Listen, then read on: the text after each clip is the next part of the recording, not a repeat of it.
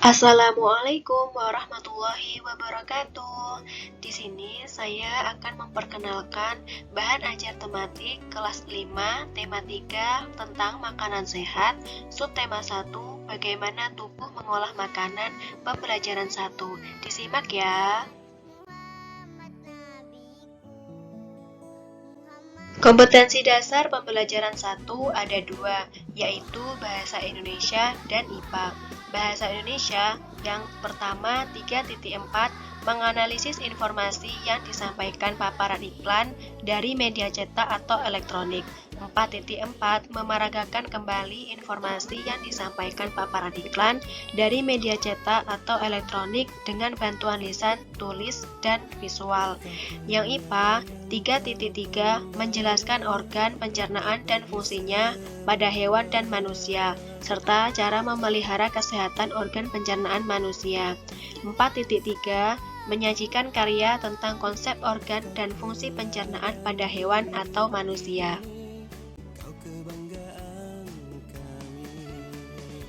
Tujuan pembelajaran 1 ada 4. Yang pertama, dengan mengamati gambar iklan yang disajikan, siswa mampu mengidentifikasikan kata kunci pada iklan media cetak.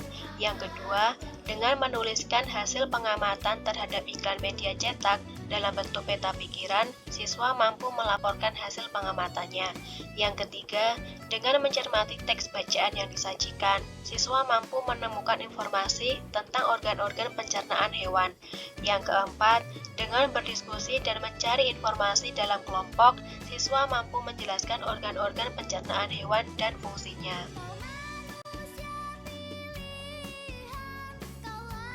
Nah, selanjutnya, organ hewan dan manusia yang ada pada samping gambar, menurut anak-anak, apakah sarapan itu penting?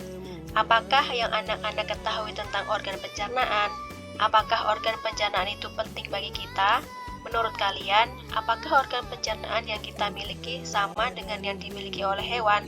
Nah, sekarang coba anak-anak ingat kembali hal-hal yang kalian temukan di lingkungan sekitar. Hewan apa saja yang sering kalian lihat?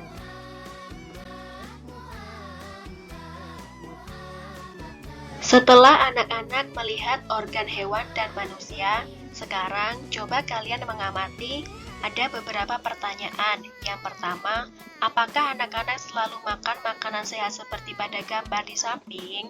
Yang kedua, sebutkan contoh makanan yang menurut anak-anak sehat. Makanan sehat baik untuk tubuh kita. Tubuh manusia mengolah makanan menjadi nutrisi yang bermanfaat bagi kesehatan dan pertumbuhan tubuh. Nah, selanjutnya, untuk lebih jelasnya, coba anak-anak baca dialog berikut ini ya. Dialog tentang makanan sehat. Dayu, wah sedapnya sarapanku hari ini.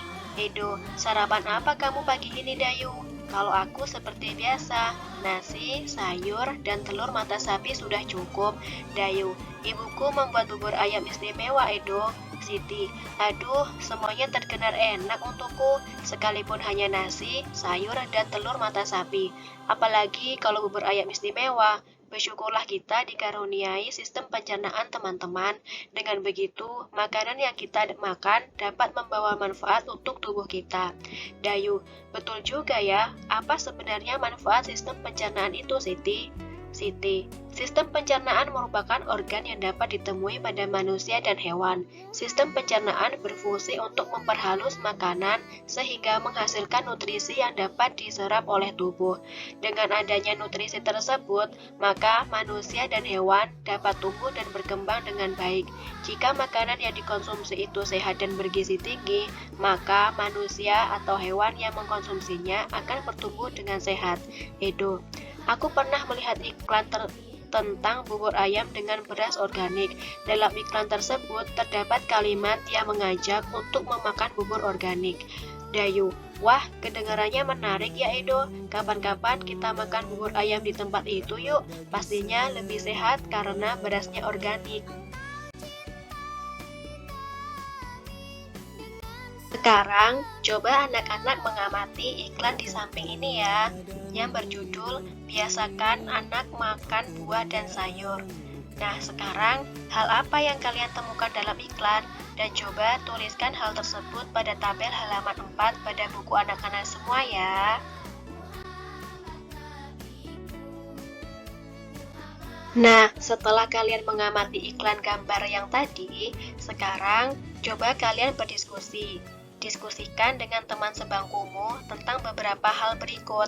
Yang pertama, kata-kata kunci dari iklan tersebut. Yang kedua, ciri-ciri sebuah kata kunci. Yang ketiga, alasan kalian memilih kata-kata tersebut sebagai kata kunci.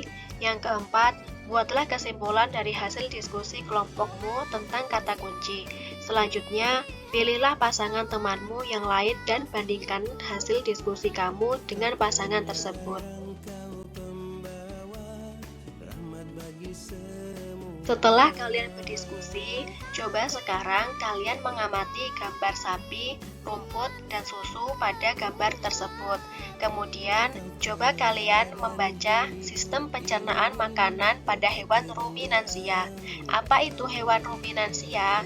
Hewan ruminansia adalah kelompok hewan mamalia yang biasanya memamah atau memakan 2 kali dan dikenal dengan hewan memamah biak. Contoh hewan ruminansia ialah sapi, kerbau, rusa, domba, kambing, dan kijang. Sistem pencernaan hewan ruminansia lebih kompleks dibandingkan pencernaan hewan lainnya. Pada hewan ruminansia terdapat 4 bagian lambung dengan fungsi yang spesifik. Selain itu, pencernaan makanan pada hewan ruminansia dibantu oleh beberapa mikrob atau bakteri dan protozoa.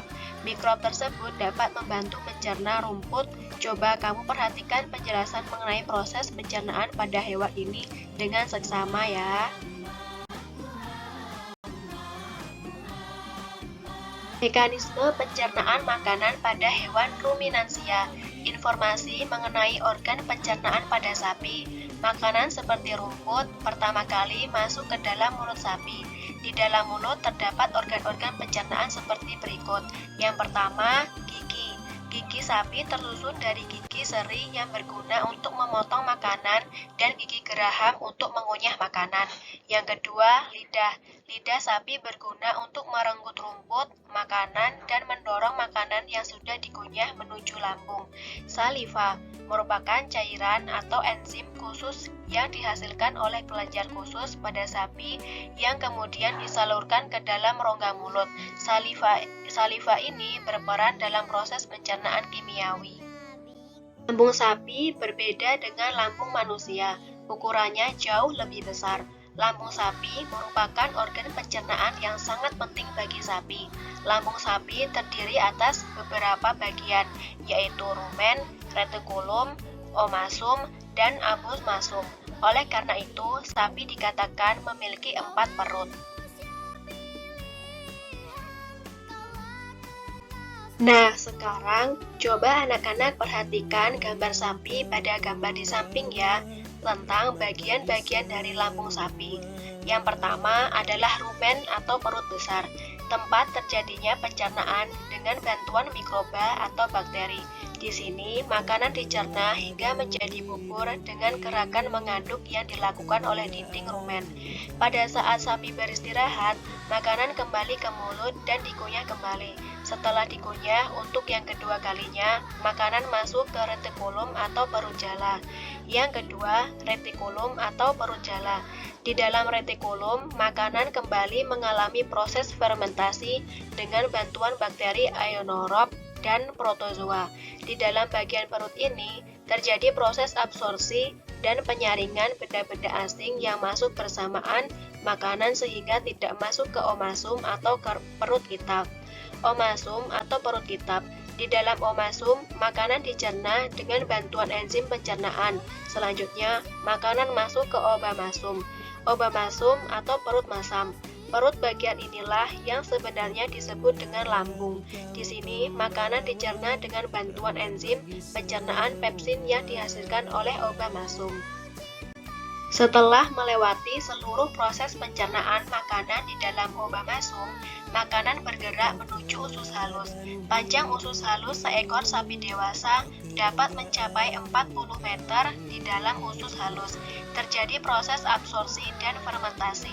Selanjutnya, sisa-sisa makanan akan dikeluarkan melalui anus. Sekarang kita berlatih ya. Diagram di samping ini, coba anak-anak menjelaskan mengenai proses pencernaan pada hewan ruminansia atau sapi, berdasarkan keterangan yang telah anak-anak pelajari. Lengkapi diagram berikut pada buku siswa ya.